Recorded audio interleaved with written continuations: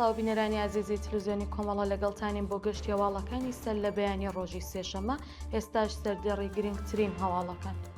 هێرشکردنە سەر پێترۆشیمیەکانی ناوچەی ئەسەلوویە، نوێترین ئامار سەبارەت بە هێرشەکان بۆ سەر هەرێمی کوردستان، دەست بەسەرکردنی شەیدا شێخی و نەبوونی زانیاری سەبارەت بە دۆخی ناوبراو، کوژرانی سەرۆکی زانیاری سپای پاسداران، بەردەوامبوونی دەست بەسەرکردنی هاوڵاتیان و ناڕەزایەتی کرێکارانی فولادی سیادەن لە ئەبهەر.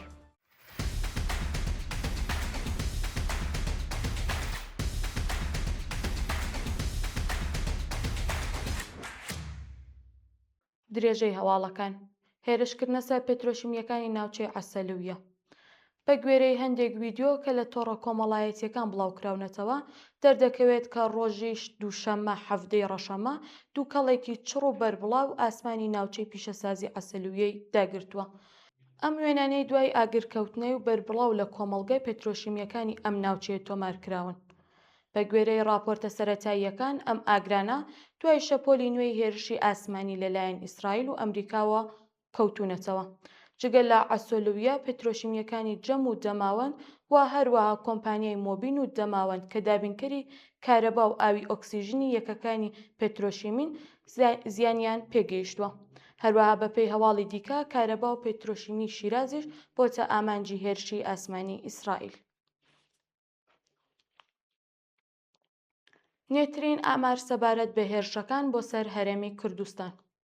بە گوێرەی نوێترین ئامارەکان لە دەستپێکی شەڕی ئەمریکا و ئیسرائیل تش بە ڕژیمی ئێران لە 28 ڕەشەمەوە هەرێمی کوردستان بە 671 درۆن و موشک هێرشکراوەتە سەری.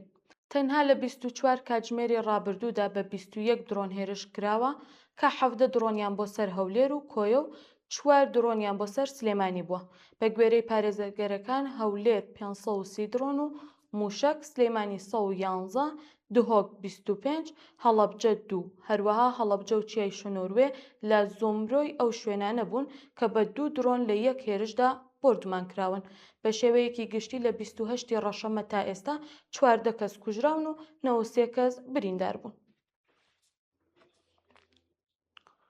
دەست بەسەرکردنی شەیدا شێخی و نەبوونی زانیاری سەبارەت بە دۆخی ناوبراو. شەیدا شێخی ژنێکی 25 ساڵی خەڵکی سەقز لەلایەن هێزەکانی ئیدارەی ئیتلاعاتەوە دەست بەسەرکراوە و تا ئێستا هیچ زانیاریەک سەبارەت بە شوێنی ڕاگیران و دۆخی تەندروستی بڵاو نەکراوەتەوە. شەوی شەممە 15 نیسان هێزە ئەمنیەکان بەبێ بڕیاری یاسایی چوونە ماڵی خێزانەکەی و دوای پشکنینی تەواوی ماڵەکەی دەستیان بەسەر کۆمپیوتەر و مۆبایلەکەیدا گرتووە و خۆشیان بۆ شوێنێکی نادیار گواستوەتەوە. تا ئێستا هیچ ناوەندێکی فەرمی سەبارەت بە دۆخی تەندروستی و شوێنی ڕاگررتنی ئەم هاوڵاتی بڵاو نەکردوێتەوە. هەوڵی بنەماڵەکەی لەم بابەتەوە بێ ئەنجام بووە. کوژرانی سەرۆکی زانیاری سپای پاسداران.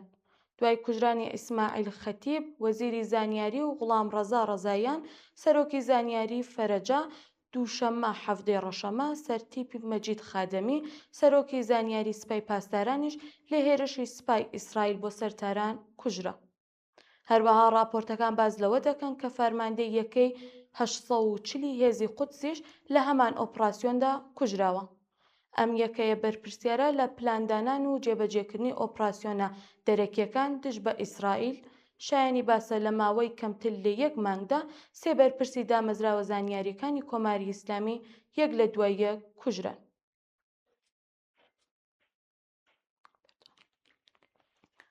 بەردەوامبوونی دەست بەسەرکردنی هاوڵاتیان. ڕۆژی دووشەممە هەفتەی ڕەشەمە میدیا حکوومیەکان ڕایانگەاند کە لانیکەم 74 هاوڵاتی دیکە لە کرماشان، شاهڕوود، ئەهواز و پارێزگای فارس دەست بەسەرکراون. بە گوێرەی راپۆرتە بڵاوکراوەکان نزیکەی 30 هاوڵاتی لە کرماشان دەست بەسەرکراون. دادستانی گشتی کرماشان لەو بارەیەوە وتوویەتی کە بۆ ئەم کەسانە پەروەندەی دادگایی کراوەتەوە و گرنگترین تاوانەکان بریتین لە هاوکاری لەگەڵ دەوڵەتی ئیسرائیل لە ڕێگەی هەڵگرتن و بەکارهێنانی ئامێرەکانی ستارلینگ، ناردنی وێنە و زانیاری بۆ تۆڕە میدیا دەرەکیەکان، ئەندامبوون لە گروپە دژبەرەکان و هەڵگرتنی نایاسایی چەک و تەقەمەنی، کۆبوونەوە و بەشداری لە تێکدانی ئاسایشی نیشتمانی. هەروەها میدیای حکومی ئێران ڕایگەیاندووە کە هێزە ئەمنیەکان 42 کەسیان لە ئاهواز دەست بەسەر کردووە. بە گوێرەی ئەم راپۆرتانە ئەم کەسانە پێشتر تۆمەتبار بوون بەوەی کە ویستویانە وێنە و فیلمی لە شوێنە هەستیار و سەربازی و مەدەنیەکان بگرن. لەلایەکی دیکەوە پیاوێکی 44 ساڵە لە پارێزگای فارس دەست بەسەر کراوە کە تۆمەتبارە بە ناردنی زانیاری هەندێک شوێنی هەستیار بۆ تۆڕێکی فارسی زمان لە دەرەوەی وڵات. هەروەها فەرماندەی هێزی ئینتیزامی پارێزگای سمنان ڕایگەیاندووە کە ژنێکی 45 ساڵە لە شاهرود دەست بەسەر کراوە. لەو راپۆرتانەدا هاتووە کە ئەم ژنە تۆمەتبار بۆ بە ناردنی زانیاری لە شوێنی گشتی و سەربازیەکان بۆ میدیاکانی دەرەوە و هەروەها لە ناڕەزایەتیەکانی ئەم دواییەدا ڕۆڵی بەرچاوی هەبووە. ناڕەزایەتی کرێکارانی فولادی سیاتنە لە ئەبهەر. کرێکارانی کارخانەی فولادی سیاتهەن لە شاری ئەبهەر ڕۆژی دووشەممە هەفتەی خاکەلێوە لە دژی داخستنی کارخانە و ناڕوونی داهاتووی کارەکانیان ناڕەزایەتیان دەربڕی. ئەم کرێکارانە کە 15 تا 20 ساڵ پێشینەی کاریان لەم کارخانەیە هەیە دەڵێن خاوەنکار بە بیانووی قەرزدار بوون بە ئیدارەی کارەبا و گاز دەیەوێت کارخانەکە دابخات. ئەو دوایین جار بە چەسپاندنی نامەی داخستنی کاتی کارخانە و دەرکردنی کرێکاران ڕێگری لە چوونە ناو کارخانەکەی کرد و داوای لێکردووە کە بڕۆن بۆ بەشی کارگێڕی داوای وەرگرتنی موچەی بێکاری بکەن. ئەو کرێکارانە کە 2 مانگ موچەیان وەرنەگرتووە دەڵێن ئەم کارخانەیە هیچ کێشەیەکی تایبەتی لە بەرهەمهێنان و فرۆشتنی بەرهەمەکانیدا نییە. ئەگەر کێشەی کارەبا چارەسەر بکرێت دەتوانین تەنانەت بە 3 شیفت کار بکەین. هەروەها دەڵێن داخستنی کارخانەکە ئیمکانی گەڕانەوەیان بۆ سەرکارەکانیان لەناو دەبات. سەرکەوتنی کرێکارانی کاریگەری بەرهەمی گۆشتی ئەمریکا دوای مانگێک مانگرتن. ڕۆژی دووشەممە هەفتەی خاکەلێوە ژمارەیەک لە کرێکارانی کارگەی بەرهەمهێنانی گۆشت و مادەی پرۆتۆینی لە ئەمریکا دوای مانگێک بە سەرکەوتووی کۆتاییان بە مانگرتنەکەیان هێنا. ئەم مانگرتنە لە کاتێکدا ڕوویدا کە ژمارەی مانگای گۆشتی لە ئەمریکا گەیشتووەتە کەمتر ئاستی خۆی لە 75 ساڵی ڕابردوودا. لە هەمان کاتدا نرخی گۆشت گەیشتووەتە ئاستێکی بێوێنە و کاریگەری خراپی لەسەر ئابووری ئەو وڵاتە داناوە.